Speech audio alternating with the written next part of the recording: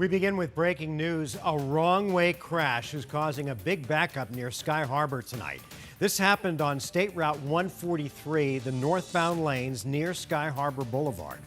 DPS tells us impairment is suspected, and troopers have a driver detained right now after they tried to leave the scene. This is a live look at the area right now. State Route 143 is closed at I-10.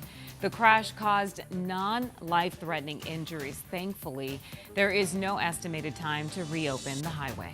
Thanks for being with us tonight for 12 News at 10. I'm Mark Curtis. And I'm Kadiba Devine. A 14-year-old girl who was found murdered back in 1984 has been identified. She had been dismembered and found in a dumpster and was considered a Jane Doe until now. 12 News journalist Bianca Bono is live outside Phoenix Police headquarters tonight. And Bianca, how did they finally break this case?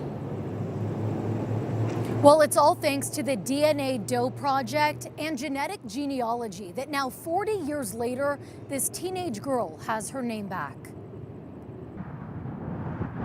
It was June 10th, 1984, in an industrial area of Phoenix, near 21st Avenue, just south of McDowell Road, when a horrific discovery was made. Inside of a dumpster, the body of a teenage girl, and her head was gone, evident of a grisly murder. Making matters worse, investigators had no idea who the victim was. It took 4 decades to get the answer.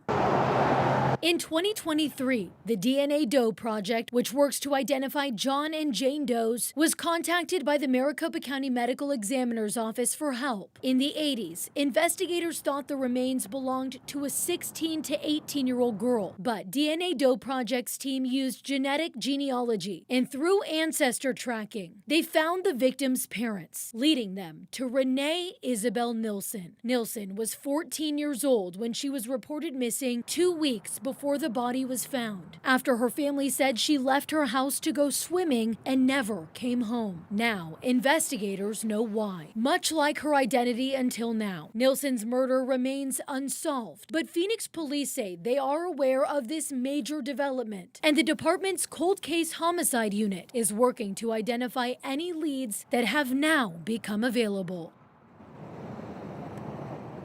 And DNA Doe Project says that something that complicated this case for them, when they were led to Renee Nilsson, they found that marriage records actually showed she had been married in 1987. That didn't work with the timeline because her body had been found in 1984.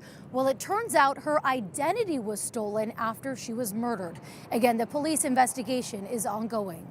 We're live in Phoenix. Bianca Bono, 12 News. All right, Bianca, thanks. Crews put out a massive fire just a few hours ago near Chandler. A dark plume of smoke could be seen for miles across the valley as firefighters responded to an RV storage area near the 202 in Kyrene. Officials haven't said how the fire started or how many RVs were damaged, but video from Sky 12 shows at least 2 RVs were completely destroyed. The fire was put out just before 7:30 this evening. An East Valley social media influencer getting millions of views for his prank videos is facing up to 9 years behind bars if found guilty. Heston Cobb was arrested earlier this month for his stunts targeting unsuspecting businesses and customers. Tonight, 12 News journalist Chase Golightly is looking into what he used to record these victims and if their privacy rights were violated. Tempe police say the suspect was using these new Meta AI glasses with just a press of a button can record whatever you're seeing. Come on, come on. It's videos like this that got Heston Cobb, otherwise known as Heston James, millions of views on his social media. I'm gonna clean house. Doing what police call business takeovers that not only disrupted operations, but made customers and workers feel unsafe, including those at Big Brand Tire in Tempe. They were getting underneath cars. Some of them had a star to take off a tire. This worker was one of many victims at the center of these so-called pranks. So I was just more worried about the safety of everyone, honestly. Leading to Cobb getting arrested and charged. We tried to ask Cobb about it at his Tempe home, but he didn't answer. Is he staying here? It was also at this home where Tempe police served a search warrant and seized several items, including a pair of Meta Ray-Ban sunglasses that are able to record video. He had those glasses on. A much more surreptitious way of doing it rather than having a cell phone out. Officer Jessica Els with the Tempe Police Department says Cobb would have others wear the glasses and record for him. So it is definitely a concern that as technology becomes more advanced, that maybe more people are going to start buying these glasses or recording devices and maybe start using them for nefarious purposes. For those who don't know about them, you may not even know you're being recorded. Using these glasses is simple. All you have to do is press this button right here, and it starts recording up to 3 minutes. The only way you know it's recording is by seeing this blinking white light. But are people allowed to use undercover cameras like this to record people in businesses? Israel Balderas, a licensed attorney and professor at Elon University in North Carolina, teaching First Amendment law, says if people are out in public, like walking on the sidewalk or at the park, then you can record them.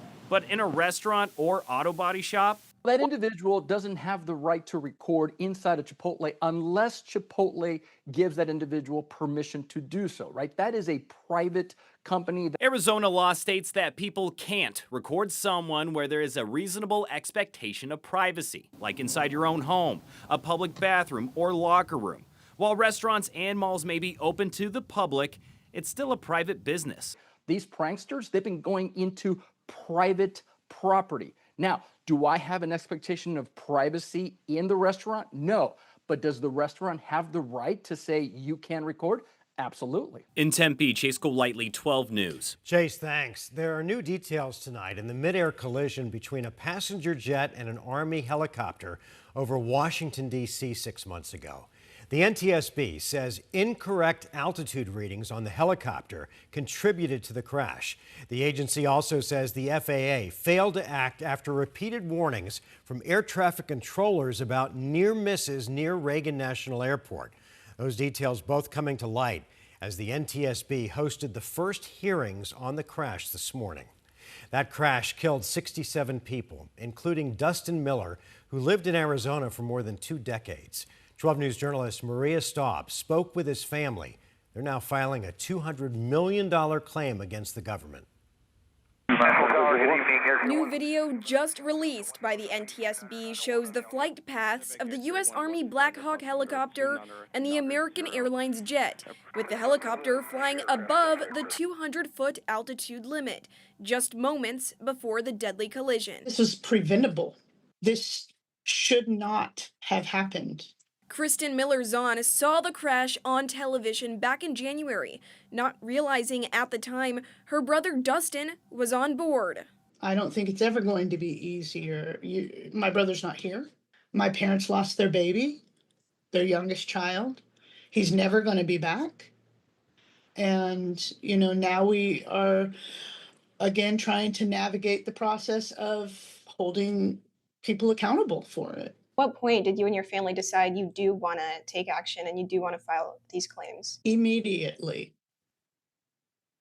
When somebody's taken from you, you want justice. You want accountability. The family now filing claims against both the U.S. Army and the FAA, accusing the U.S. Army of careless, negligent, and reckless piloting, and points to over 15,000 near-miss incidents between planes and helicopters on that runway since 2021. The FAA had designed a system where pilots, if they had an uncomfortable near miss, could report it. That's a good system.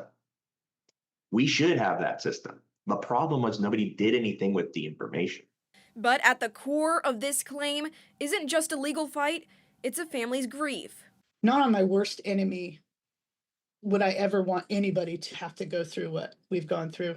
And a plea to prevent others from experiencing the same pain. And I don't want other families to go through this. The FAA and the U.S. Army now have 6 months to respond before the Miller family can move forward with a federal lawsuit.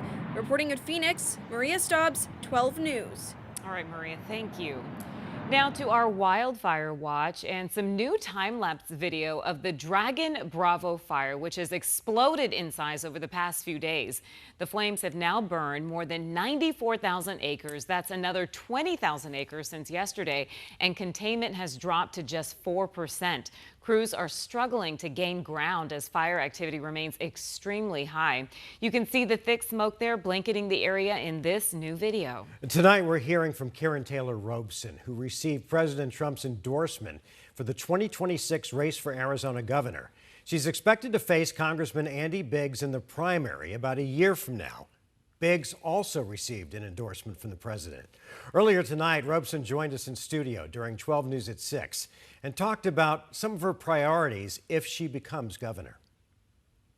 Right now, President Trump and his policies of putting America first are my policies. That's why President Trump endorsed me. And he knows that I'll have his back on things that matter to Arizonans. Cutting waste, fraud, and abuse out of our government. I mean, he exposed, billions and billions of dollars of waste, fraud, and abuse at the federal level. We're going to do the same thing at the state level. He knows I'll have his back when it comes to the border. How many presidents have we had say they're going to secure the border, and yet President Trump is the first president to actually do it, and I will have his back. I now have the endorsement of several law enforcement agencies around the state because they know that's my #1 priority. You can watch the full interview with Karen Taylor Robeson right now on our 12 Plus streaming app. Just download on your TV to watch for free. Still